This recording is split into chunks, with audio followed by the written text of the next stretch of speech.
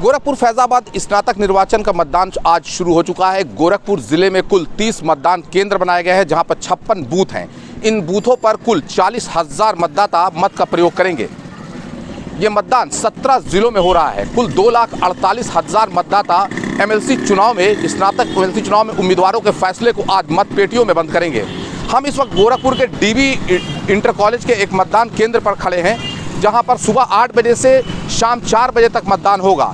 धीरे धीरे मतदान करने वालों मतदाता धीरे धीरे सेंटर पर पहुंच रहे हैं, अपने मत का प्रयोग कर रहे हैं। हालांकि आने वालों की संख्या अगर देखा जाए तो काफ़ी कम है। अभी शुरुआती दौर में जो रुझान आ रहे हैं मतदान का, वो बहुत ही कम है। आंकड़ों के मुताबिक अभी कुल यहाँ पर 7 से 8% ही मतदान हुए हैं। एक मतदाता हमें दिख रहे हैं जो अभी अपने मत का प्रयोग करके बाहर निकले हैं। इनसे भी हम बात करेंगे और जानेंगे कि क्या मुद्दे हैं जिस पे ये अपने मतों का प्रयोग कर रहे हैं। गौरतलब बात एक और है कि आपको एक मैं बहुत ज़रूरी चीज़ यहाँ बताना चाहता हूँ कि पोलिंग सेंटर के अंदर मोबाइल ले जाना पूरी तरीके से प्रतिबंधित है। यहाँ पुलिसकर्मी हैं जो मोबाइल जाने वालों के मोबाइल को चेक कर रहे हैं। लेकिन गौरतलब बात यह है कि जिला प्रशासन द्वारा मोबाइल डिपॉजिट सेंटर यानी मोबाइल जमा करने का कोई इंतजाम नहीं किया गया है। अगर कोई मतदाता अकेले वोट डालने के लिए आ रहा है तो वो अपने मोबाइल को कहाँ रख के जाए। महंगी और कीमती मोबाइल हैं, उनके किसके भरोसे छोड़ के जाए उसके समझ में नहीं आ रहा है। कुछ मतदाता तो ऐसे हैं जो मोबाइल रखवाए जाने की बात को सुनकर यहाँ से वापस चले जा रहे हैं और अपना कीमती वोट नहीं डाल पा रहे हैं।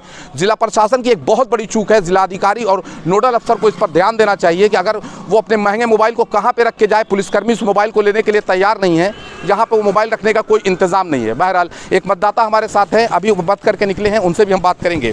क्या नाम है आपका? मोहम्मद मिन्नतुल्लाह। मिन्नतुल्लाह साहब, आप अभी अपने वोट को आपने दिया है, क्या वोट डालने का क्या आधार था? किन मुद्दों पे आप जो है वोट डाल के बाहर निकले हैं?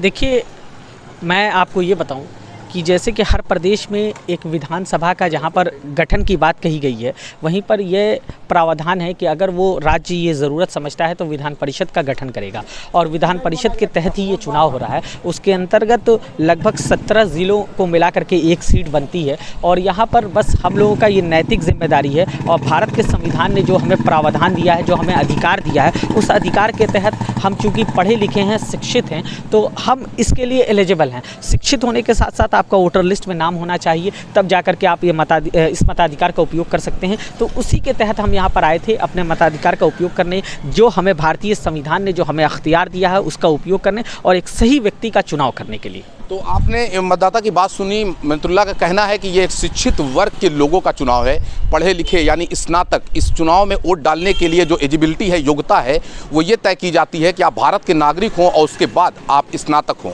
यानी स्नातक और ग्रेजुएट लोग ही इस मत का प्रयोग करते हैं।